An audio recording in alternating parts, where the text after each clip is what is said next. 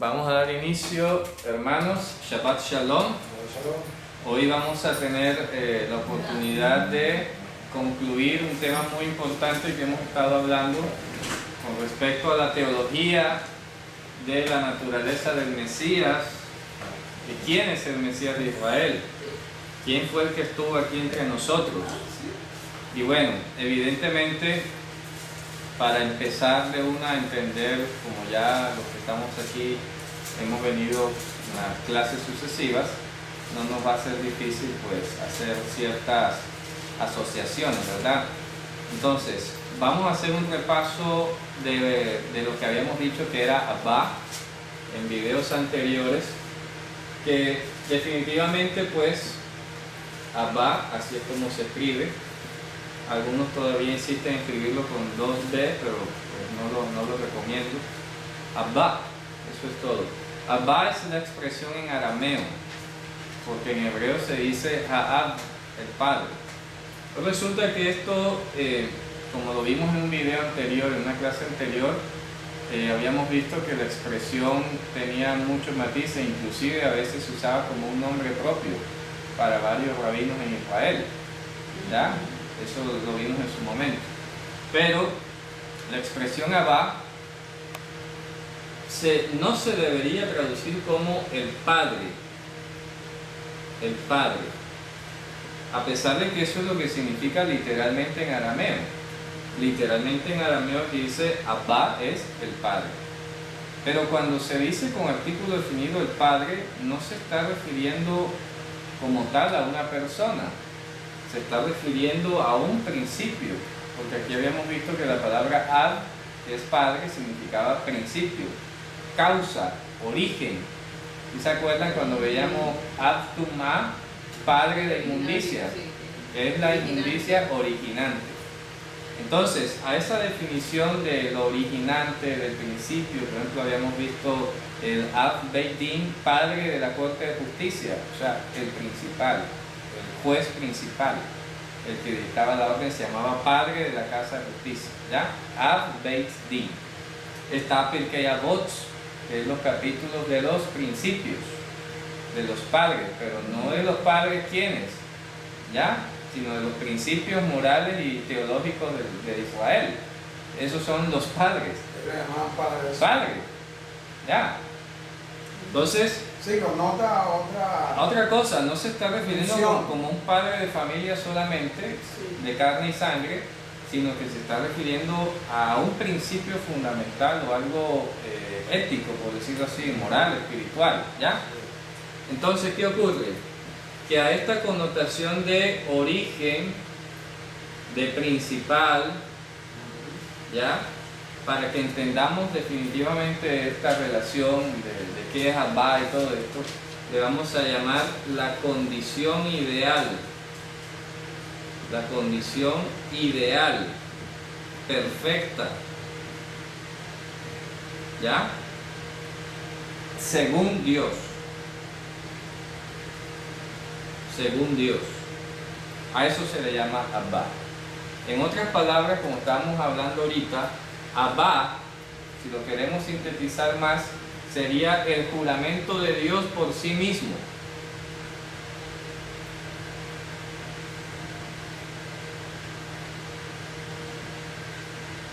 El juramento de Dios por sí mismo, ¿ya? Sería la condición ideal perfecta según Dios, o sea, según su palabra, según lo que está escrito en la Torá. Por eso habíamos llegado a decir que Ab o Abba se le llamaba así a qué cosa, a la sabiduría de lo alto. ¿De acuerdo? Entonces, ¿a qué tenemos que asociar la sabiduría de lo alto? A la condición ideal o perfecta según Dios. ¿Ya? Eso es la sabiduría de lo alto. ¿De acuerdo? El juramento de Dios por sí mismo. Bueno, ¿y para qué era el juramento de Dios? ¿Para qué Dios juró por sí mismo? ¿Ah? ¿Quién responde? ¿Para qué Dios juró por sí mismo? Porque no había... ¿Para qué? Darnos a entender que eso iba a pasar así. Claro, pero ¿cuál es el propósito de él asegurarse de que eso fuera? ¿Qué se proponía cumplir con eso? Eso es como la confirmación de que él era uno solo. Ajá. Por eso. Él jura por sí mismo, ¿verdad? Dios hace un juramento. Voy a jurar por mí mismo que ¿qué? Que voy a volver todo como era al principio. ¿Ya? Lo voy a devolver a Abba. Lo voy a volver a la condición ideal o perfecta. ¿Me explico? ¿Está claro? O sea, él como Abba, entendemos por nota la condición ideal y perfecta De todas las de cosas. todas las cosas. Claro. Él es la condición Él ideal. es, exacto. Entonces Dios se llama Abba o tiene uno de sus funciones que es Abba, que es la condición ideal o perfecta de todas las cosas. Pero es Dios. Es Yehoshua. ¿Me explico? Entonces, ¿qué ocurre? Fíjense esto. Ya como hemos visto que Abba es la condición ideal, perfecta y todo, vamos a hacer la ilustración. Habíamos dicho que el anciano de días estaba en un trono con carruajes de fuego, ¿cierto? Aquí vamos a dibujar la figura ahí muy simbólicamente. Él hace un juramento por sí mismo y ese juramento que sale de su boca le llama Abba. ¿De acuerdo? Al juramento que sale de su boca le llama Abba. Es decir, condición ideal y perfecta de todas las cosas. ¿Por qué? Porque ya automáticamente estaba el mundo incorruptible, el mundo incorruptible y el mundo corruptible. Entonces él dijo, bueno, ¿qué hacemos para rescatar lo que se ha perdido? Porque el mismo Mesías dijo, el Hijo del Hombre vino para rescatar lo que se había perdido. Entonces él, estando en su condición de anciano de días, de Abba, de la condición perfecta y completa de todas las cosas, él hace un juramento que llama Abba, es decir, esto es así, todas las cosas van a ser conforme a mi palabra. ¿Ya? Por eso juro por mí mismo de que este mundo corruptible se va a vestir de incorrupción. ¿Me explico? Por eso el apóstol Pablo dijo, porque es necesario que esto corruptible se vista de incorrupción. ¿Ya? Eso está en 1 Corintios 15, ¿verdad? Vuelva a su condición. Claro, vuelva a su condición original. Por eso dice que la creación misma gime a uno esperando la manifestación gloriosa de los hijos de Dios. Porque dice que hemos pasado, porque el apóstol Pablo dice que la corrupción no hereda la incorrupción. La carne y sangre no heredan el reino de Dios. ¿Ya? El mundo de lo incorruptible. ¿Me explico? Entonces cuando nuestro Señor Yehoshua está sentado en el trono de la majestad, como anciano de días que es, ¿verdad? Hace un juramento y dice, todo esto corruptible lo voy a rescatar porque se ha perdido y lo voy a devolver a mí, lo voy a traer a mí mismo. Tanto que esa expresión se lo dijo a los discípulos, os traeré a mí mismo. ¿Cierto? Eso lo dice en Juan 12, os traeré a mí mismo. ¿Ya? ¿Qué significa? Me voy a encargar, juro por mí mismo, ¿ya?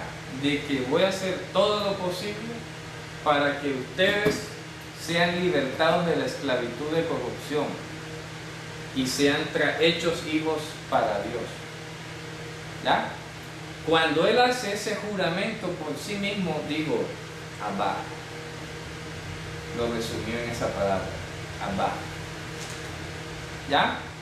Abba es todas las promesas de restauración de Dios. Él hizo ese juramento, Abba. Listo, apenas pronunció Abba, esa cláusula quedó escrita, digámoslo ustedes en sentido figurado, quedó escrita en oro, en mármol, allá en la Jerusalén celestial, en el trono de la majestad, quedó escrito, Dios ha jurado por sí mismo que Él hará todo lo necesario para restaurar lo que se había perdido. Eso puede implicar su propio sacrificio si es necesario. ¿Listo? Entonces, ¿qué ocurre? Eso queda así y Él se despoja de su gloria y viene al mundo de lo corruptible y nace como una semilla de mostaza chiquitica, se implanta en el vientre de una mujer en las partes más profundas de la tierra, nace y porta en su sangre el pecado del mundo. Cuando Él muere, ya derrama su sangre y ofrece su cuerpo en sacrificio. Y ese cuerpo, cuando ya es librado de la presencia del pecado en la sangre, resucita, que fue lo que vimos en la clase anterior. El puente deja de funcionar ya porque ya no se necesita, se corta el puente y regresa a la vida eterna automáticamente. ¿Ya? Impresionante eso, cómo funciona. Y tiene una coherencia con toda la escritura, ¿se dan cuenta? Entonces, cuando Él está acá como el heredero, digamos, ya no hijo, sino heredero, ¿ya? Cuando está aquí como heredero, que es como debemos entender la palabra hijo, no como un descendiente, no como un menor, sino como heredero. Cuando está aquí rodeado de los dolores de la muerte y de la corrupción, ¿ya? Rodeado, no contaminado, sino rodeado. En medio de la angustia, que era lo que estamos leyendo en la oración que Él hizo en Marcos 14, cuando está en esa angustia y siente la presión que viene de la potestad de Satanás y del pecado y todo, ¿a quién oró Él? ¿Ante quién se presentó? Ante Abba. ¿Qué es Abba? Su propio juramento. Y dijo: Abba, todo te es posible. ¿Ya? Todo ese juramento que está ahí, yo sé que todo es posible. O sea, todo es posible a la hora de ¿qué? A la hora de rescatar lo corruptible. Es lo que estaba diciendo. ¿Será que es necesario? ¿No hay otra opción en ese juramento? No, no lo hay. Tienen que morir, ¿cierto? Porque es su propia palabra. Toda la justicia que está implícita aquí demandaba la muerte de un inocente. ¿Ya? Sí, lo que juró estaba comprometido hasta con su propia vida. Porque si el mismo que fácil, definitivamente. Claro, el que jura es quien se compromete en cumplir. Claro. Está obligado a cumplir con la promesa, Claro. con el juramento. Con el juramento. Y si eso implicaba su propia muerte, no es más que otro que el que vino a morir. Claro.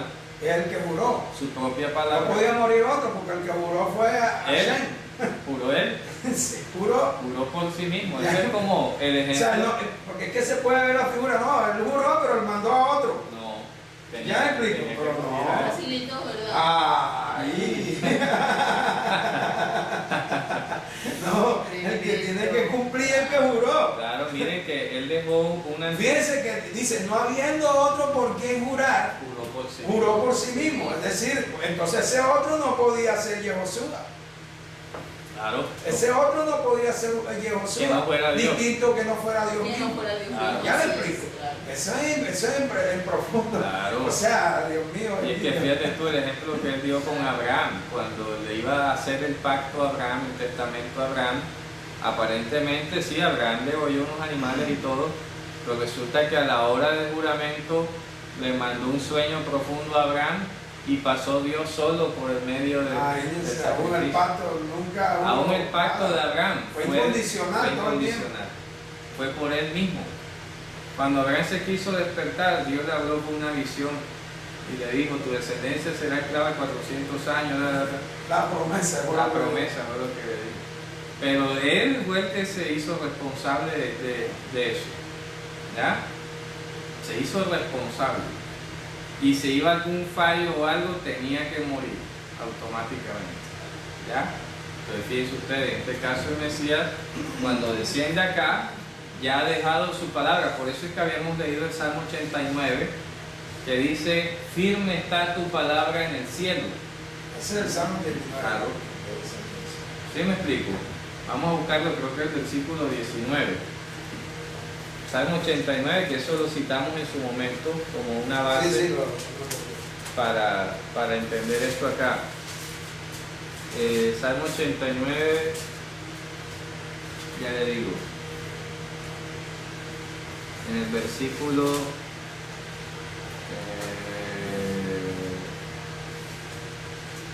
ya les digo. Firme está tu palabra en el cielo, dice el Señor. Ya le digo.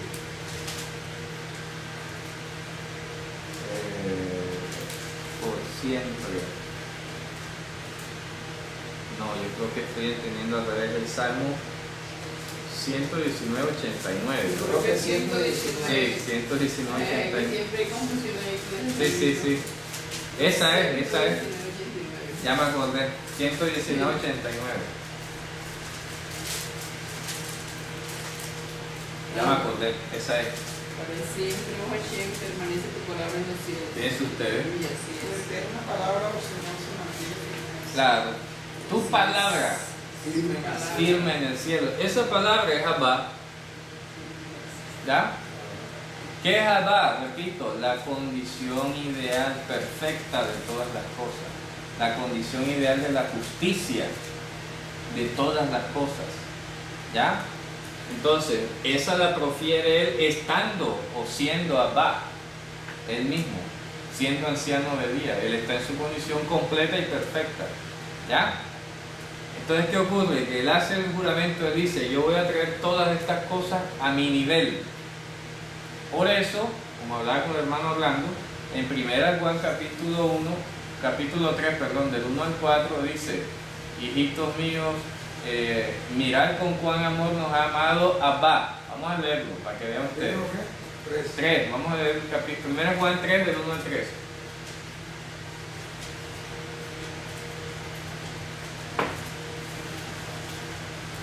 Miren que ahí traducen el Padre. Miren con cuánto amor nos ama nuestro Padre que nos llama a sus hijos, y esto es lo que somos, pero la gente de este mundo no reconoce que somos hijos de Dios, porque no lo conocen a Él. Que Dios a mí ya somos hijos de Dios, pero Él todavía no nos ha mostrado lo que seremos cuando Cristo venga, pero si sabemos que seremos con Él, porque lo veremos tal como Él es. ¿Se da cuenta? Entonces, ¿qué significa? Me gusta que ahí no dice nuestro Padre, como dice el Padre. O sea, una traducción directa de Abba.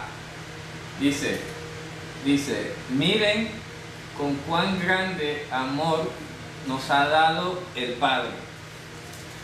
¿Para qué? Para que hijos de Dios seamos llamados. ¿Ya? ¿Qué significa hijo de Dios? Herederos de Dios. ¿Ya? ¿De acuerdo? Por eso el mundo no nos conoce a nosotros, porque no lo conoce a Él. ¿Ya? Entonces, cuando la condición ideal de todas las cosas, según Dios, se manifiesta, el mundo la rechaza. No le gusta la perfección, no le gusta la condición corregida. El pecado rechaza eso. Es como cuando un virus trata de rechazar la vacuna, ¿ya?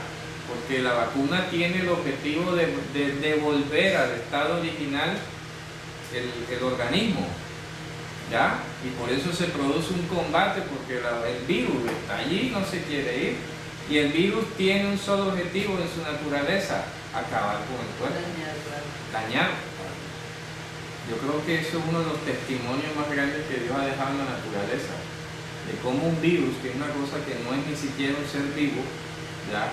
Una proteína ahí malformada, defectuosa, es inteligente porque se reproduce, se alimenta, se instala, todo, actúa, esquiva los anticuerpos, etc. Tiene inteligencia en ese sentido, y solamente sabe hacer el mal. Solamente sabe destruir, dañar, afectar. Entonces, cuando viene la vacuna, se produce una pelea. De hecho, dicen que la fiebre que nos da es cuando el anticuerpo está combatiendo el virus.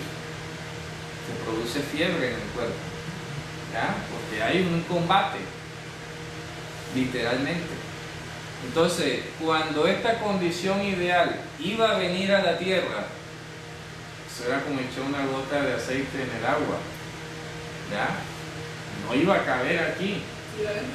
Iba a haber resistencia, ataque, no solamente resistencia de su efecto, sino querer destruirlo, ¿ya? querer destruirlo, porque dice que el diablo vino a robar, a matar y a Así destruir. como anular. Claro, y este aquí nos incomoda. Por eso cuando los demonios, él se les paró enfrente y dice, ¿qué tienes contra nosotros, Jesús? Ha venido para destruirnos antes de ti. ¿Ya? Y ellos sabían, un rechazo absoluto.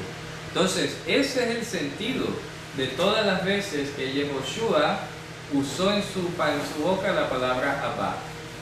¿A qué se estaba refiriendo? A su propio juramento. Y de hecho, les tengo un ejemplo. En la Torah, en el Talmud, hay un relato que dice, se le preguntó a la Torah acerca, a la escritura, acerca del pecador. Los escritos dicen que muera, los profetas dicen que muera, y la Torah dice que traiga un sacrificio y será reconciliado. ¿Ya? Entonces les estoy dando ese ejemplo de cómo se personifica fácilmente la escritura. Se le preguntó a la Torah como si la Torah hablara, y la Torah dijo, es pura metáfora, ¿ya? Pura metáfora. La Torah es la palabra de Dios. Pero no es palabra de Dios los profetas, sí, también, y no es palabra de Dios los escritos, también, pero es que la Torah contiene el estado ideal de las cosas, ¿ya? Los profetas lo que hacían era denunciar y remitir a la Torah, al juicio de Dios, ¿ya?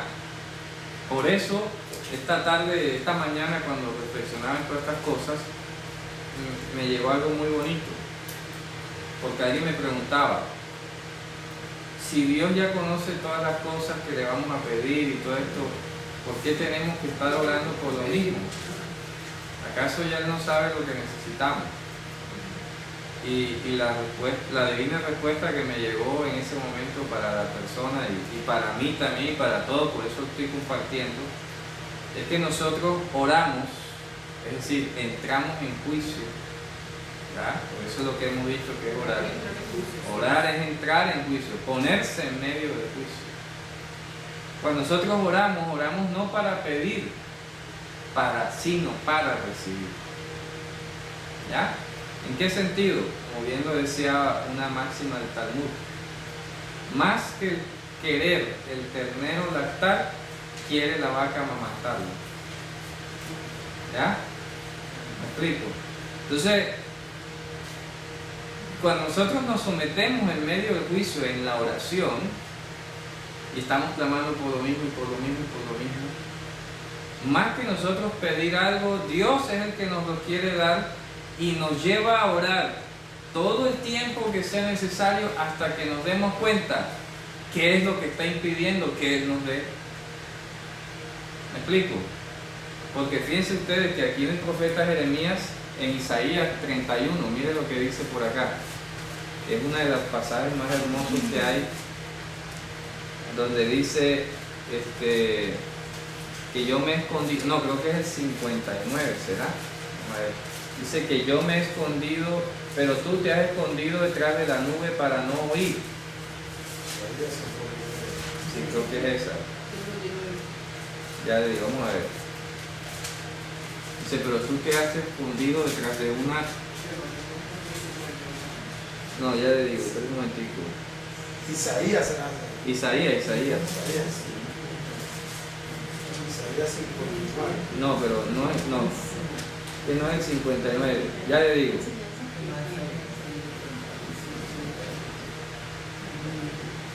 Es que hay un verso en Isaías. Hay un verso en Isaías que dice, pero tú te has escondido detrás de la nube para no oír a causa de las iniquidades. ¿Ya? Lástima que ese verso se me ha venido ahora, pero es un verso muy hermoso, porque está diciendo que prácticamente lo que impide que nosotros recibamos lo que Dios nos va a dar es la iniquidad de nosotros. ¿No será Isaías 59 o no? ¿Qué dice? Dice, escuchen, el brazo del Señor no es demasiado débil para no salvarnos, ni su oído demasiado sordo. Ese es. Su clamor, Son Oiga. sus pecados los que lo han separado de Dios. A causa de esos pecados, Él se alejó y ya no los escucha. Eso. ¿Ya? Es que cuando estamos pidiendo una cosa y no se nos concede porque estamos en pecado. Claro, hay algo, hay un impedimento. La Escritura dice, sabemos que tenemos las peticiones que le hagamos si pedimos conforme a su voluntad. Entonces, cuando nosotros tenemos la necesidad de algo y entramos en juicio, nos metemos en la oración, de plano ya estamos confesando que somos pecadores y no nos merecemos nada. Entonces, cuando entramos en la oración y confesamos que somos pecadores, que no nos merecemos nada, pero queremos algo, entonces eso que queremos, primero, tiene que ser de acuerdo a su voluntad. Y en segundo lugar, si lo que pedimos es de acuerdo a su voluntad, pero no lo recibimos, es porque estamos pidiendo mal. Y si no estamos pidiendo mal, es porque hay un pecado que está impidiendo que Dios nos dé lo que estamos solicitando. ¿Te das cuenta? Mira lo que dice, lo voy a leer de nuevo. He aquí que no se ha cortado la mano de Adonai para salvar, ni se ha grabado su oído para oír. O sea, dice, esto es la condición original. Él no se graba para oír. Él escucha rápido. ¿Ya? Eso es lo original. Pero ¿qué dice? Pero vuestras iniquidades han hecho división entre vosotros y vuestro Dios, y vuestros pecados han hecho ocultar de vosotros su rostro para no oír. ¿Ah? Impresionante. Entonces, el tiempo que nos demoremos orando por algo, es porque hay algo que no está bien. ¿Ya? Hay algo que no está bien. Tiene que ser removido. Tiene que ser removido. Y de pronto no es ni de nosotros, sino de todo el sistema. ¿Ya? Se tienen que acomodar cosas para que Dios las vea. Pero uno siempre tiene que empezar por casa. Porque dice, el juicio de Dios empieza por casa. Entonces cuando yo voy a orar, tengo que empezar por mí, confesar mi iniquidad en mí. Y mira que el rey David decía, muéstrame lo que me son ocultos, entonces estaré libre de gran transgresión, ¿cierto? De gran rebelión. Muéstrame lo que me es oculto. Y eso es palabra que tenemos que usar en oración siempre.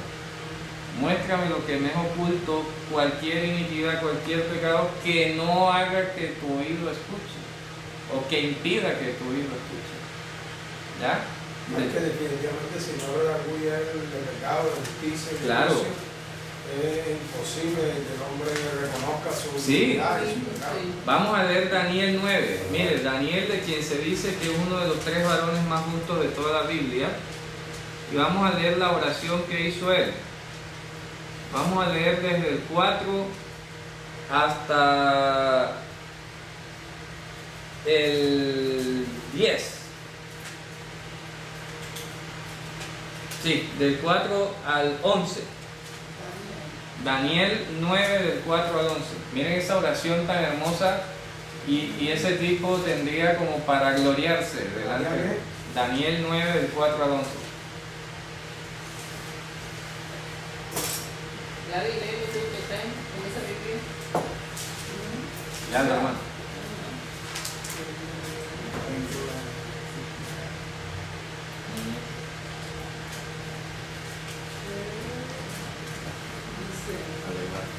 Oh Señor, tú eres un Dios grande y temible, siempre cumples tu pacto, tus promesas de amor inagotable con los que te aman y obedecen tus mandatos.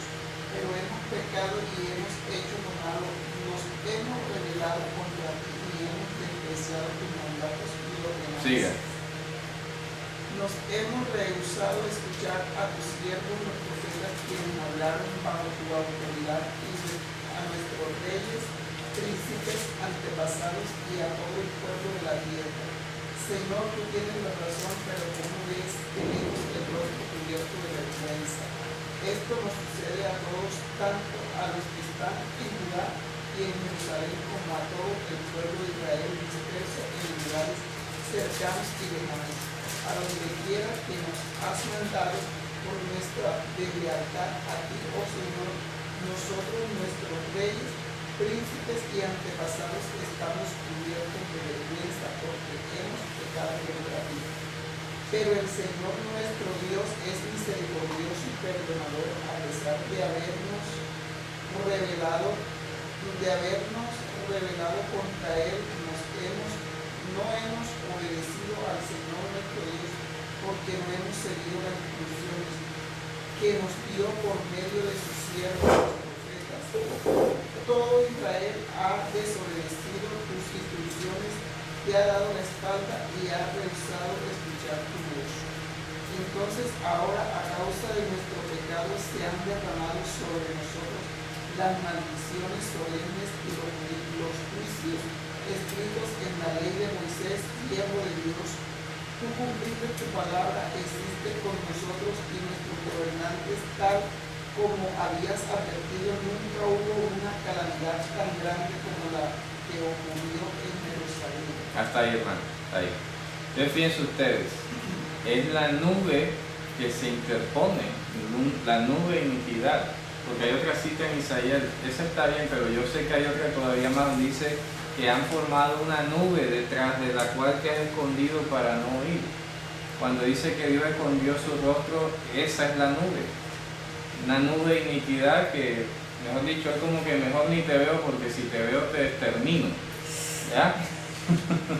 ¿Sí me explico? Que Dios oculte su rostro ya es misericordia. Porque donde Él no lo ocultara, nos fulmina enseguida. ¿Ya? Entonces el tiempo en que Él oculta su rostro es el que seguimos existiendo, pero sin su ayuda. ¿Ya? Y nos pasan todas las cosas y todas las tribulaciones porque Él tiene su rostro escondido. ¿Por qué? Porque es que si nos mira nos va peor. ¿Ya? Pero ya cuando Él nos mira con ojos que ya se consuela con la promesa y todo, bueno, vamos a atender a esta gente, vamos a ayudarlos. ¿Ya? Porque ya han recibido el doble de lo que tenían que llevar por eso, que eso lo dice Isaías 54, ¿verdad? Entonces, volviendo acá, lo ideal es que Dios escuche enseguida, ¿ya? Lo ideal es que Dios responda, porque hay otra parte en Isaías que dice, todavía estará la palabra en su boca y ya yo habré escuchado, todavía estarán hablando y ya yo habré respondido. Esa es la condición ideal. ¿Ya? ¿Por qué se demora su respuesta? Porque hay problemas. Hay problemas. ¿Ya? Entonces, ¿qué pasa? El Mesías viene acá y se dirige a Abba. ¿De acuerdo? Se dirige a la expresión máxima de la justicia y la perfección. Y dice, es como si dijera la Torá. Torá, busca en todas las profecías y en todas las promesas y en todas las cosas qué se necesita para que esto corruptible sea librado de la incorrupción. Y la Torá le dice, tienes que morir. No hay forma que pase esta copa, Torá, nada, no se puede. Por eso dice, no se haga lo que yo, sino lo que tú. Ya, en este estado ideal. Ese estado ideal reclamaba juicio. La Torá decía, si tú quieres, la Torá que Él dejó su juramento de restauración, si tú quieres restaurar aquello, tienes que ir a padecer por ellos. Es la única manera de que, ¿por qué? Porque aquí estamos, como lo decía Sproul hace poco, lo vi en Facebook, una frase que él decía, por la gracia de Dios seguimos existiendo, como dice en Lamentaciones capítulo 3, porque no se han acabado sus misericordias. ¿Ya? La única razón por la cual seguimos existiendo aún y a pesar de nuestros pecados es por la gracia de Dios. ¿Ya? Pero ya no hemos sido consumidos. Exacto. A Israel, claro, en Lamentaciones dice, porque no se han acabado las misericordias de Dios, por eso es que no hemos sido consumidos. ¿Ya?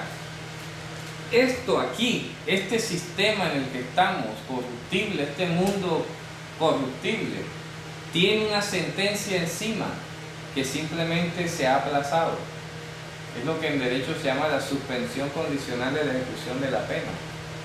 El juez le da la pena, pero dice, bueno, vamos a darte un chance de aquí a que te la ejecutemos. Si te portas bien o pasa algo extraordinario, no te aplicamos la pena. Entonces Dios estableció esa condena enseguida. Hay una sentencia que pesa sobre todo esto que está acá, Lo que no está con Él está contra Él. ¿De acuerdo? Porque eso lo dijo Jesús. El que no está conmigo está contra mí. Y si no estamos con Él, estamos contra Él. Ya, de plano. Este sistema que tiene una sentencia encima de muerte, ya, estaba esperando inercialmente en cámara lenta que viniera la sentencia.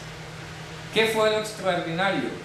Que Dios les ocupara su trono y viniese aquí a intervenir sobre ese juicio que él mismo había lanzado. ¿Ya? ¿Para qué? No solamente para librarlo del juicio, sino para hacerlo suyo, para traerlo, porque hemos pasado de muerte a vida. ¿Ya? Entonces él vino a morir acá no fue para impedir el juicio solamente. Esa es una de las razones. ¿Ya?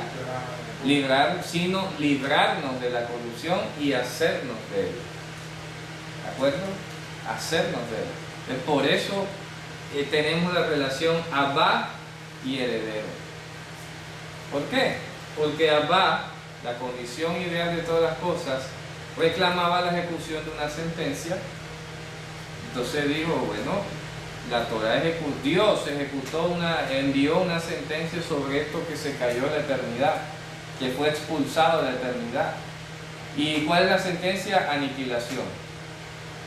¿Qué hay que hacer para que no se aniquile?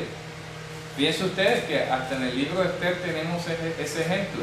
Cuando el rey Asuero emitió la orden de aniquilar a los judíos, y le fueron a decir, rey, que cambies el decreto. No, lo siento. Un decreto real no se puede abolir. ¿Qué hay que hacer? Manda una contraorden y que se defiendan los judíos. Pero la orden de destruir se cumplió. ¿Ya? Entonces, cuando esa orden, en ese justo momento, vamos a hablarlo acá, porque fíjense, la condición ideal de todas las cosas, que es Abba, digo, bueno, yo no voy a estar tolerando este mundo corruptible toda la vida. Esto tiene que desaparecer. Hay que restaurar. ¿Ya? O desaparece o algo. ¿Ya? Y él envía una sentencia sobre este mundo visible. Justo cuando la sentencia va a ejecutarse, ¿ya? Supongamos que va cayendo como un cometa aquí a la tierra, ya viene el juicio de Dios. Salió la contraorden y Dios dijo, yo voy por ellos. Y todo el juicio cayó sobre él. Lo dice Isaías, el castigo de nuestra paz fue sobre él. ¿Ya? Entonces, cuando todo el juicio de la Torá, que exigía la aniquilación del mundo caído, cayó sobre él, él compró el mundo caído. Digo, bueno, ahora esto es mío, lo compré con mi sacrificio, ahora yo lo voy a devolver, yo lo rescaté y lo voy a llevar a mi condición, porque ya el juicio de la Torá, el juicio de Abba se cumplió. ¿Me explico? El juicio de Abba se cumplió, porque fue su palabra la que salió. Entonces, ¿qué diría alguno? Entonces, ¿que Dios se arrepintió de destruir? Sería una pregunta interesante, porque si él mismo lanza el juicio y después él mismo viene a rescatar, ¿cierto? Eso es lo que tenemos sobre la mesa. Esto que se cayó recibió un juicio, pero ¿qué motivó a Dios venir a rescatar? Ahí está en Hebreos la respuesta. Vamos a leerla. Hebreos 2:14. Ahí está la respuesta. ¿Saben por qué? ¿Qué lo motivó a venir acá? Esa es la pregunta que nos estamos haciendo. Vamos a contestarla. Es decir, que por cuanto los hijos participaron de carne y sangre, Sí. él también participó de los mismos para destruir por medio de la muerte al que tenía el imperio de la muerte, esto es, al diablo. Sigue. Y ligar a todos los que por el temor de la muerte estaban durante toda la vida sujetos a servidumbre. Porque ciertamente no socorrió a los Ahí ángeles. está la respuesta. Porque ciertamente no socorrió a los ángeles, sino que socorrió a la descendencia de Abraham. Sigue. Por lo cual debería ser en todo semejante a sus hermanos, para venir a ser misericordioso y fiel sumo sacerdote, en lo que a Dios se refiere, para expiar los pecados del pueblo. Amén. Por cuanto él mismo padeció siendo tentado, es poderoso para socorrer a los que son tentados. Esa es la respuesta. Cuando Abba, la condición ideal de la eternidad del mundo incorruptible, expulsó del cielo a Satanás, ¿verdad? Se produjo la expulsión. Abba lanzó una sentencia sobre eso. Dijo, ese mundo caído, oscuro, que me es enemigo, se tiene que destruir. ¿Ya? Esa es la sentencia, la destrucción. ¿Qué lo motivó a él venir acá? A que nosotros no pereciésemos juntamente con el diablo. Por eso dice, no socorrió a los ángeles caídos, sino a la descendencia de Abraham. ¿Ya? Entonces, cuando él creó a Adán aquí, él sabe, Dios sabe, que el diablo tuvo toda la culpa y toda la intención de hacer caer a Adán, ¿ya? De hacerlo morir. Y Dios dijo, ¿sabes qué? Eso está muy mal. Y solamente por él voy a ir allá. Por eso inclusive en el Talmud te enseña que si tú salvas a una persona, es como si salvaras al mundo entero. ¿Por qué? Porque por esa razón Dios creó un solo hombre. ¿Ya? Para enseñarte que si salvabas a uno, salvabas al mundo entero.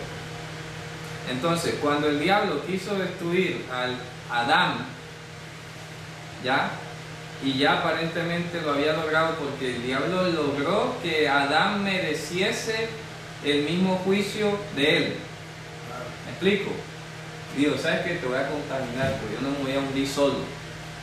Yo aquí no me voy a morir solo. Yo ese juicio de Adán no lo voy a recibir solo. Si me voy yo, me llevo todo lo que pueda. ¿Ya? Logró que contaminar a Adán, pero Dios en su justicia y en su misericordia dijo, no, yo sé que no es así. Yo voy a rescatar al que es mío. ¿Ya? Porque la sentencia original fue sobre Satanás, no fue sobre el hombre. ¿Me explico? Ya estaba dada, pero La sentencia original se dio sobre el mundo caído donde estaba solo Satanás. El hombre aparece después en escena, después de haberse dado el juicio. ¿Me explico? Entonces Dios en su justicia dijo, el juicio de destrucción y aniquilación sin esperanza fue para Satanás, no para el hombre. ¿Ya? ¿Está clara la sí, idea? en justicia, y es verdad, o sea, porque ¿qué tan responsable era el hombre para que mereciera la justicia de la sentencia de Satanás? Implacable, exacto, para hacerlo igual al diablo. Claro, si Dios fue el que lo hizo, ¿verdad? Y lo puso acá. Claro, y él fue el que lo puso acá. Y lo puso pero acá en medio. Eso tenía otro propósito. Tenía otro propósito. ¿Se dan cuenta? Claro, eso tenía otro propósito. Claro, entonces cuando ya viene la sentencia de Abba a destruir, y el diablo estaría contento, uy, ya viene la sentencia. Ya, porque el diablo sabe que le queda poco tiempo, eso lo dice Apocalipsis. Dice, ay ustedes moradores de la tierra, porque allá fue el diablo y sabe que tienen poco tiempo. ¿Ya? Cuando ya el juicio de Dios se venía a ejecutar, el diablo estaría en una silla de playa. ¿Y qué va a pasar con el diablo entonces? Eso sí se va a aniquilar. Pero hay gente que dice que el diablo no existe. No, claro que sí. Claro. Si es que, a ver, la guerra de Gog y Magog, ¿contra quién es? ¿Ya? El diablo, el que saldrá después de ser prisionero a convencer a las naciones que suban a pelear contra Jerusalén. Pero yo me imagino que el diablo estaría en una silla de playa viendo venir el juicio de Dios, ¿ya? Cuando de repente aparece el Mesías. ¿Y este qué hace aquí? Cuando lo apresan y lo meten en el cielo por 1000 años. Ajá, eso es en el futuro, pero yo me estoy refiriendo acá de que cuando el Mesías nació, fíjense ustedes, que hasta Herodes mandó a matar a los niños. O sea, el diablo utilizó a Herodes para matar. Ya vino mi sentencia, que ya. Claro. El hecho de que no se haya ejecutado todavía, Claro. ya no significa que no está la sentencia. La Exactamente. sentencia ya está. Sentencia Y está nada desde más el faltaba mismo era momento. que viniera para él, el que lo va a sentenciar. No, pero mira lo que te voy a decir. Ah. No, lo que estoy diciendo va en otro sentido. Ajá. El diablo, voy a repetir, el diablo estaría contentísimo Feliz, claro. si el Mesías no hubiese nacido acá. Ah, no, sí. ¿Me explico? Es como si se lo hubiera adelantado, por eso Claro. los demonios le decían, o sea, Antes de tiempo. antes de tiempo, le hablaban de, ha venido antes de tiempo a Claro. atormentarnos, o sea, como Claro. él dice, no es el tiempo de nosotros, Claro. ellos como que esperaban. El juicio, ellos sabían, o sea, el diablo es consciente y los demonios son conscientes que van a ser destruidos. Pero no lo esperaban seguida. Exactamente. Entonces, el asunto que ellos no se esperaban es como dice ahí en Hebreos, que Él viniese a rescatar a la descendencia de Abraham. ¿Ya? Porque el diablo decía, bueno, nos vamos nosotros y los humanos a quienes dañamos. ¿Ya? Listo, cumplimos nuestro propósito. Porque, A todos. porque ese No salvan a es nadie. el razonamiento propio del rebelde sin causa. El que es rebelde sin causa no le importa nada y se complace solo en la muerte y en la destrucción, Sí, la maldad. Ya. Hacer daños. en hacer daño. Entonces el golpe más duro para ¿cómo decirlo? Para el orgullo del diablo es que el Mesías hubiese venido a buscar a la descendencia de Abraham. Una bofetada. Claro, pero ¿cómo así? Si yo soy aquí, o sea, Vas a quitar lo que ya me vas a quitar lo que ya yo dañé, Dañé o lo que conquisté, se va esto es conmigo. mío. ¿Ya? El diablo estaría empezando a reclamarle la humanidad. No, la humanidad es mía, es mío, si yo los dañé, ellos se merecen el mismo juicio que yo. Claro. Y Dios le dice, bueno, yo, Ni uno ya sabe. el juicio que yo lancé contra ti es muy distinto al que yo lancé contra el hombre. ¿Por qué? Porque en Génesis, Claro, él lo puso. inclusive antes de la caída, cuando hablamos del Ya formar, estaba. Dios estableció que enviaría el Espíritu vivificante. ¿En favor de quién? Del hombre exclusivamente, no del diablo. Por eso yo decía el otro día, el perdón es para la humanidad, es una de las más grandes humillaciones que se le da al diablo. El diablo le mortifica que el hombre tenga perdón y él no. ¿Ya?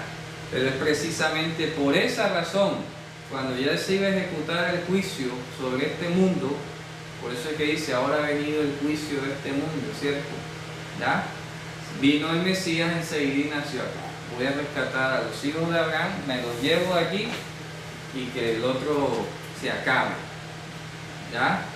Fíjense ustedes, qué hermoso. Hermoso, qué maravilloso. Claro, entonces por eso dice, mirad cuán grande amor nos ha dado el Padre.